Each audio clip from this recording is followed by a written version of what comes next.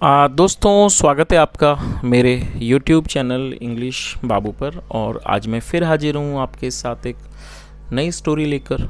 और दोस्तों, आज जो स्टोरी मैं आपके लिए लेकर आया हूँ बहुत ही मज़ेदार, बहुत ही अच्छी कहानी है। उसके अलावा दोस्तों, आज की इस स्टोरी में आपको कुछ नए इंग्लिश के वर्ड मीनिंग सीखने को मिलेंगे, उनकी करेक्ट प्रोनाउंसिएशन के बारे में पता चलेगा। और हमेशा की तरह जो इसका ग्रामर का पार्ट है उसे बिल्कुल डिटेल में कवर करेंगे, तो एक एक स्ट्रक्चर को आप अच्छे से समझ पाएंगे। तो चलिए दोस्तों, सबसे पहले कहानी का टाइटल देखते हैं। कहानी का टाइटल है द लॉयल क्रो। दोस्तों, लॉयल एक एडजेक्टिव है जिसका मतलब होता है वफादार। द लॉयल क्रो मतलब कि वफादार कौवा। तो दोस्तों, ये आज की इस कहानी का टाइटल है, शीर्षक है। और अब मैं इसे पढ़ना शुरू करता हूँ। आपसे रिक्वेस्ट है, कहानी को बिल्कुल ध्यान से सुने। और यदि आज की स्टोरी में आपको कोई नया वर्ड या फिर नया स्ट्रक्चर मिले तो आप उसे नोट भी ज़रूर करें। तो चलिए इसको शुरू करते हैं। Long ago in a dense forest on a massive tree, king crow lived with his lovely wife. क्या मतलब हुआ दोस्तों? ये जो वाक्य है ये पास्ट इंडेफिनिट का अफर्मेटिव वाक्य है, जहाँ वर्ब की सेकंड फॉर्म का प्रयोग किया जाता है। लिव मतलब रहना और सेकंड फॉर्म में लिव्ड। लॉन्ग अगो मतलब कि बहुत पहले। इन अ डेंस फॉरेस्ट एक घने जंगल में। On a massive tree, massive मतलब बहुत बड़ा, एक बहुत विशाल वृक्ष पर, एक बड़े पेड़ पर। किंग क्रो मतलब कि कौवों का राजा लिव्ड रहता था विद हिज लवली वाइफ अपनी प्यारी पत्नी के साथ।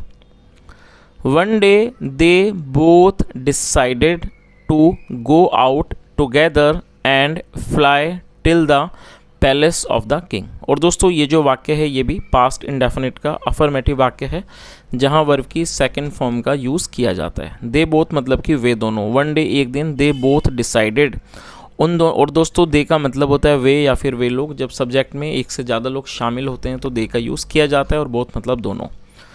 वन डे दे बोथ मतलब एक दिन उन दोनों ने, डिसाइडेड फैसला किया, टू गो आउट टुगेदर एक साथ बाहर जाने का फैसला किया, एंड फ्लाई और उड़ने का, till the palace of the king राजा के महल तक उड़ने का उन्होंने फैसला किया। वाइल फ्लाइंग दोस्तों, वाइल मतलब दौरान, वाइल फ्लाइंग मतलब कि उड़ने के दौरान। King crow looked beneath and saw the delicious dishes. क्या अर्थ हुआ दोस्तों? बीनीथ का मतलब होता है नीचे, आप इस वर्ड को नोट कर लीजिए। और ये भी हमारा पास्ट का अफर्मेटिव वाक्य है। वाइल फ्लाइंग मतलब कि उड़ने के दौरान। किंग क्रो मतलब कि जो राजा था कौवों का, लुक्ड बीनीथ उसने नीचे देखा, एंड सॉ और उसने देखा, ये सी की सेकंड फॉर्म है सॉ, और उसने देखा, द डिलीशियस डिशेज उसने स्वादिष्ट डिशेस को, व्यंजनों को देखा। बीइंग सर्व्ड जो कि परोसी जा रही थी, टू द किंग। सर्व मतलब परोसना, और ये थर्ड फॉर्म है being serve to the king, जो कि राजा को परोसी जा रही थी। He said to his wife, और ये से की सेकंड फॉर्म है said. He said to his wife उसने अपनी पत्नी से कहा, हे स्वीट हार्ट मतलब कि प्राण प्यारी। जस्ट सी नीचे देखो, बिलो नीचे देखो, जस्ट सी बिलो मतलब नीचे देखो। King Aditya is having such an amazing food. और दोस्तों, हैविंग का मतलब होता है किसी चीज़ को खाना, ग्रहण करना। तो उसने क्या कहा कि राजा जो आदित्य हैं, is having such an amazing food, वो बहुत ही ज़्यादा अच्छा खाना खा रहे हैं। इजंट इट टेम्पटिंग टू सी। और दोस्तों, टेम्पटिंग का मतलब होता है बहुत मन मोहने वाला, और ये टेम्पटिंग एडजेक्टिव है। तो उसने क्या कहा, इजंट टेम्पटिंग टू सी मतलब क्या, ये मनमोहक नहीं है देखने में। Wow he is so lucky मतलब वह बहुत लकी हैं, भाग्यशाली हैं। Queen crow's mouth watered. और दोस्तों, यहाँ क्रो के बाद एपिस्ट्रोफी एस, जिसका मतलब काके की। जब हम किसी नाम या व्यक्ति के साथ कुछ जोड़ना चाहते हैं तो एपिस्ट्रोफी एस का यूज़ किया जाता है। तो क्वीन क्रोज माउथ मतलब कि जो कौवों की जो रानी थी उसका जो मुंह था, वाटर्ड उसमें पानी आ गया। विद डिलाइट खुशी से उसमें के मुंह में पानी आ गया। She sighted. और दोस्तों, साइट का मतलब होता है लंबी आह भरना, second form site. She sized उसने लंबी आह भरी, आह। आई विश मतलब कि मेरी इच्छा है। काश I could taste some of it मतलब काश मैं इसमें से कुछ को का स्वाद ले पाती, टेस्ट कर पाती। टेस्ट का मतलब स्वाद करना, लेना। Both of them returned discontented to their nest. और दोस्तों, ये जो वर्ड है डिसकंटेंटेड, ये एडजेक्टिव है जिसका मतलब होता है असंतोष। असंतुष्ट। Both of them return discontented to their nest, मतलब कि दोनों अपने नेस्ट पर, घोंसले पर लौट गए, असंतुष्ट होकर अपने घोंसले पर लौट गए। King crow did not like to see his wife feeling sad and disappointed. और दोस्तों ये पास्ट इंडेफिनिट का नेगेटिव वाक्य है जहाँ पर डिड नॉट के बाद वर्ब की फर्स्ट फॉर्म लगाई जाती है। तो क्या अर्थ हुआ, king crow did not like to see, मतलब जो राजा कौओं के जो राजा थे did not like to see, उन्हें ये देखकर अच्छा नहीं लगा। हिज वाइफ फीलिंग सैड, कि उनकी जो पत्नी है वो उदास फील कर रही है, उदास महसूस कर रही है, और डिसअपॉइंटेड, निराश फील कर रही है। इस चीज़ को देखकर जो कौओं के राजा थे उन्हें ये चीज़ अच्छी नहीं लगी कि उनकी पत्नी उदास और निराश महसूस कर रही है। चलिए आगे देखिए।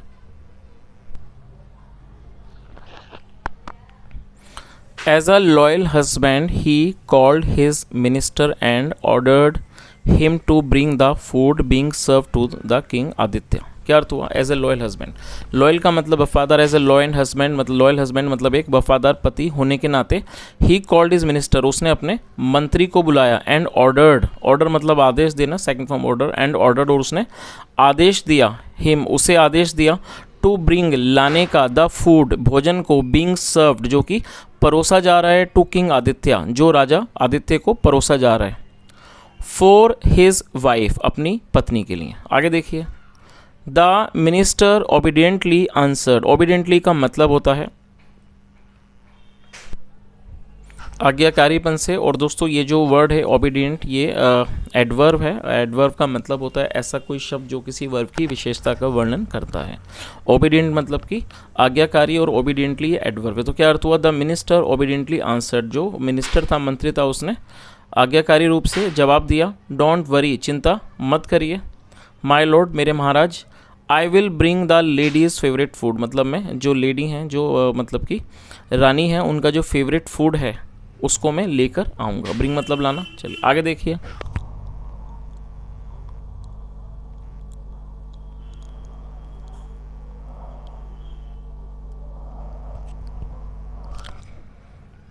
The minister with his soldier crows flew over to the back of the palace. क्या अर्थ हुआ, जो मिनिस्टर था, मंत्री था, विद हिज सोल्जर क्रोज, वो अपने सिपाही कौओं के साथ फ्लू, और ये फ्लाई की सेकंड फॉर्म में, flew over to the back, वो उड़कर गया, to the back of the palace, महल के पीछे उड़कर गया अपने सिपाही कौओं के साथ।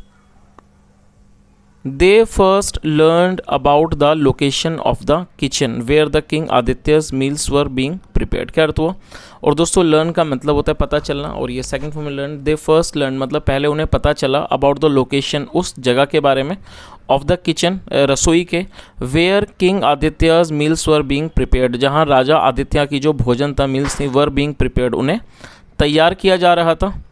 The minister ordered the soldier, जो मिनिस्टर था, मंत्री था, उसने सिपाहियों को आदेश दिया, सिपाही को। सोल्जर क्रोज मतलब जो सिपाही कौवे थे उनको आदेश दिया, to go inside the kitchen, उनको किचन के अंदर जाने का उसने आदेश दिया।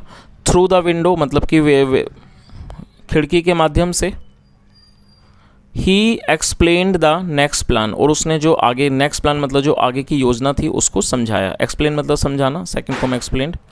When the cook passes by अस, और दोस्तों पास बाय का मतलब होता है कहीं से होकर गुजरना, और ये फिफ्थ फॉर्म है, और ये प्रेजेंट इंडेफिनिट का अफर्मेटिव वाक्य है जहाँ पर यदि सब्जेक्ट सिंगुलर नाउन होता है तो फिफ्थ फॉर्म का यूज़ किया जाता है। तो उसने क्या कहा, when the cook passes by अस मतलब जब जो कुक है, रसोईया है, वो हमारे पास से होकर गुजरता है। Passes by us carrying the king's food, राजा के भोजन को कैरी करता हुआ, ले जाता हुआ। आई विल डिस्ट्रैक्ट हिम, और दोस्तों डिस्ट्रैक्ट का मतलब होता है किसी का ध्यान भटकाना, और ये वर्ब की फर्स्ट फॉर्म है। आई विल डिस्ट्रैक्ट हिम मतलब मैं उसका ध्यान भटकाऊंगा। इन अ वे उस तरीके से, दैट की ही ड्रॉप्स डाउन द फूड कि वो खाने को ड्रॉप डाउन मतलब गिराना, कि वो खाने को गिरा देगा। ऑन द फ्लोर फर्श पर, इन पैनिक डर में। 4 of you must then immediately fill your beaks, और बीक का मतलब चोंच। उसने आगे क्या कहा कि 4 of you मतलब कि आप में से जो 4 हैं, must then immediately fill your beaks मतलब उन्हें, और मस्ट का मतलब होता है अवश्य ही, जब हम किसी को सलाह देते हैं तो मस्ट का यूज़ किया जाता है।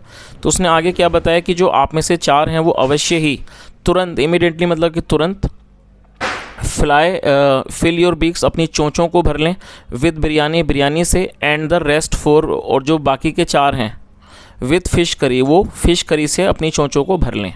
देन फिर we will quickly fly back, फिर हम जल्दी से वापस उड़कर चले जाएंगे टू आवर किंग क्रो, अपने राजा कौवे के पास। चलिए आगे देखिए।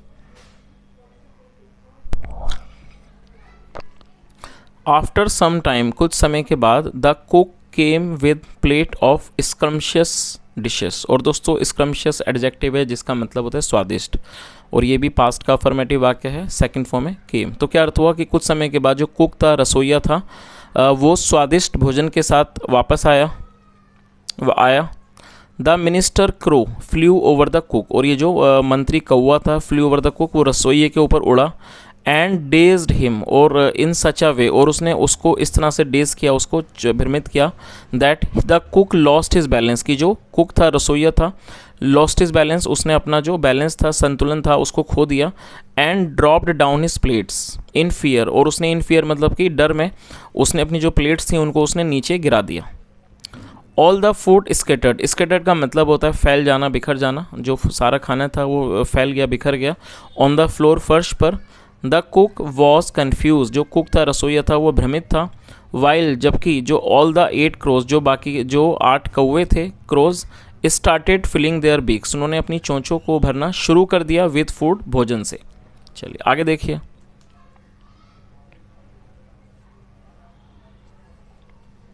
आफ्टर ए मोमेंट, मतलब कि एक क्षण के बाद, द कुक अंडरस्टूड, जो कुक था, रसोइया था, वो समझ गया, और ये अंडरस्टैंड की सेकंड फॉर्म है। द क्रोस स्कीम, जो कौवों की जो योजना थी उसे वो समझ गया। ही स्क्रीम्ड, स्क्रीम का मतलब चिल्लाना, और ये सेकंड फॉर्म है, आप इसे नोट भी कर सकते हैं। He screamed for the soldiers, उसने सिपाहियों के लिए, he screamed for the soldiers to catch the crows, और उसने सिपाहियों के लिए चिल्लाया कि वो उन्हें पकड़ें, कौवों को पकड़ लें, इसलिए उसने सोल्जर्स को के लिए चिल्लाया। द मिनिस्टर क्रो, और ये जो मिनिस्टर क्रो था, मतलब जो मंत्री कौवा था, was presented before the king, और प्रेजेंट का मतलब होता है पेश करना, सेकंड फॉर्म में presented, was present before the king Aditya, उसे राजा आदित्य के सामने पेश किया गया। और दोस्तों ये जो वाक्य है हमारा, ये पास्ट इंडेफिनिट का पैसिव वॉइस का वाक्य है। जब हम पास्ट इंडेफिनिट में कोई भी पैसिव वॉइस में वाक्य बनाते हैं तो वहाँ वॉज या वर के बाद थर्ड फॉर्म का प्रयोग किया जाता है, और ये जैसा मैंने आपको बताया प्रेजेंट मतलब पेश करना, और ये थर्ड फॉर्म है। तो पूरी लाइन का क्या अर्थ हुआ? The minister crow was presented, मतलब कि मंत्री कौवे को पेश किया गया बिफोर द किंग आदित्य, राजा आदित्य के सामने। द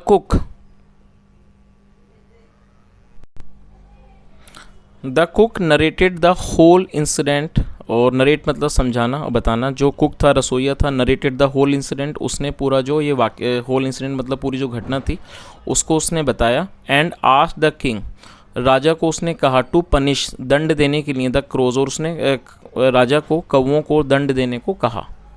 आगे देखिए।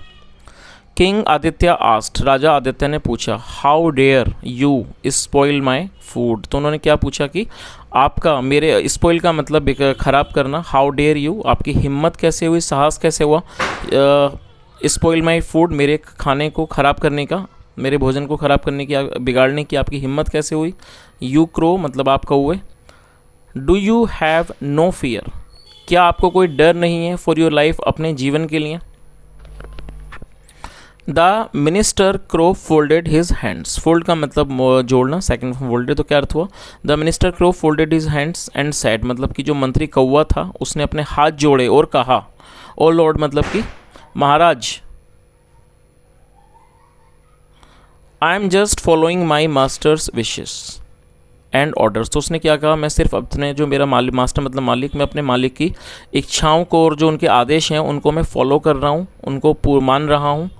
आई एम हिज मिनिस्टर, मैं उनका मंत्री हूँ।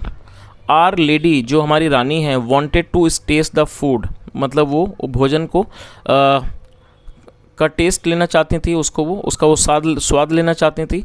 सर्व टू यू, जो आपको परोसा जाता है। एंड आई स्वर, और मैंने कसम खाई, और दोस्तों स्वेर मतलब कसम खाना, शपथ लेना, सेकंड फॉर्म स्वर। उसने आगे क्या कहा?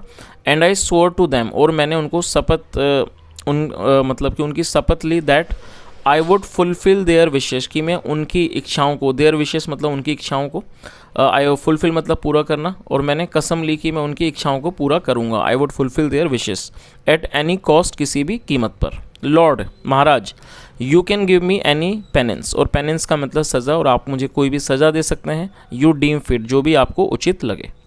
चलिए आगे देखिए।